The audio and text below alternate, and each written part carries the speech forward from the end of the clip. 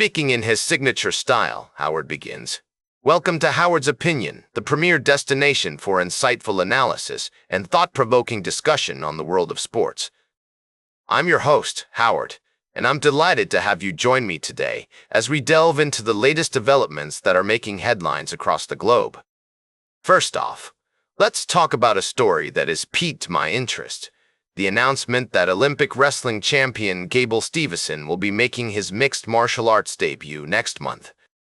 This is a fascinating turn of events for the 25-year-old American who has already had a storied career in wrestling and even dabbled in professional football with the Buffalo Bills. Steveson's decision to transition into MMA is not entirely unexpected, given the success that other Olympic wrestlers have enjoyed in the sport. The likes of Henry Cejudo and Daniel Cormier have paved the way for athletes like Steveson to make a successful crossover, leveraging their grappling skills to excel in the world of mixed martial arts. What I find particularly intriguing about this story is Steveson's ambition. He's not just looking to compete, he wants to be the best of the best. He's mentioned names like John Jones and Conor McGregor as inspirations, which suggests that he's aiming high. It will be captivating to watch his journey in MMA and see how he adapts to this new challenge. In other news, we've learned that basketball at the 2028 Los Angeles Olympics will start 2 days before the opening ceremony. This adjustment by FIBA is designed to enhance the overall experience for players, teams, fans, and broadcasters alike. It's a practical move that should allow for a more relaxed schedule, especially considering the quarterfinals will now be played over 2 days. This change reflects the evolving nature of sports scheduling, where considerations for television audiences and athlete welfare are becoming increasingly important. The fact that several other sports, including cricket, soccer, handball, field hockey, and rugby sevens, are also set to begin before the opening ceremony highlights the complexity and scope of modern Olympic Games.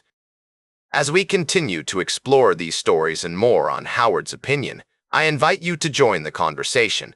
Share your thoughts on Gable Steveson's MMA debut and the scheduling changes for the 2028 Olympics with us on social media using the hashtag Howard's Opinion.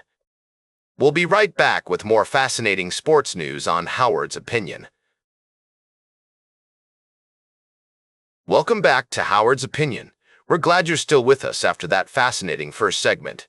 Now, let's dive into the world of sports and tackle a story that's been making waves in the NFL.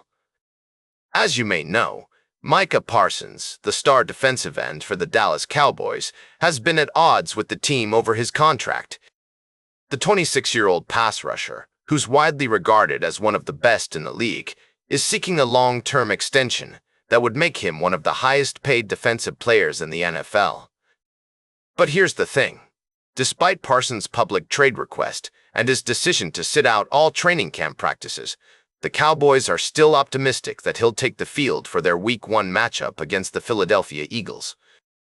In fact, first-year coach Brian Schottenheimer is confident that Parsons will suit up, saying, "I think at the end of the day, we feel like Micah's going to be out there when we line up against Philadelphia here in 15 days or whatever it is."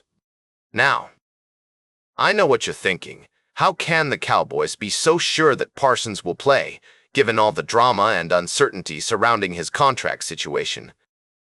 Well, according to reports, Parsons has been attending team meetings and walkthroughs, which suggests that he's still engaged with the team and committed to contributing to their success. But let's not forget, folks, this is a business. And in the world of professional sports, contracts are everything.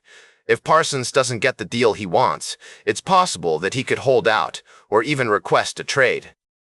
The Cowboys have to navigate this situation carefully, balancing their desire to keep one of their star players happy with the need to manage their salary cap and make smart financial decisions. As we watch this story unfold, one thing is clear. Micah Parsons is a game-changer on the field, and his presence or absence will have a significant impact on the Cowboys' chances of success this season. Will he suit up for Week 1? Only time will tell. But one thing's for sure, this drama is far from over. Stay tuned for our final story of the day, right here on Howard's Opinion.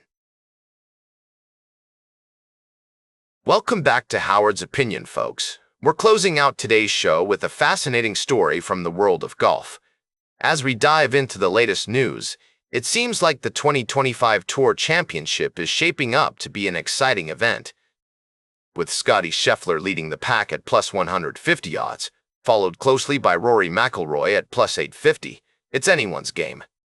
But what caught my attention was the surprise prediction from Sportsline's model, which suggests that Patrick Cantlay, despite being a former FedEx Cup champion, might struggle to crack the top 10. It's interesting to note that Cantlay's performance has been inconsistent this season, with 3 missed cuts and 2 finishes of 30th or worse in his last 8 events. On the other hand, Collin Morikawa is looking like a dark horse in this tournament. With his impressive accuracy off the tee and strong showings at East Lake in the past, he might just make a strong run for the title. And at plus 3,000 odds, he's definitely worth considering. As we wrap up today's discussion, it's clear that the 2025 Tour Championship is going to be a thrilling event with plenty of twists and turns. Whether you're a seasoned golf fan or just tuning in for the excitement, it's shaping up to be an unforgettable tournament. That's all for today's Howard's Opinion. Remember to like, share, and subscribe, and until next time, these are some of my humble thoughts.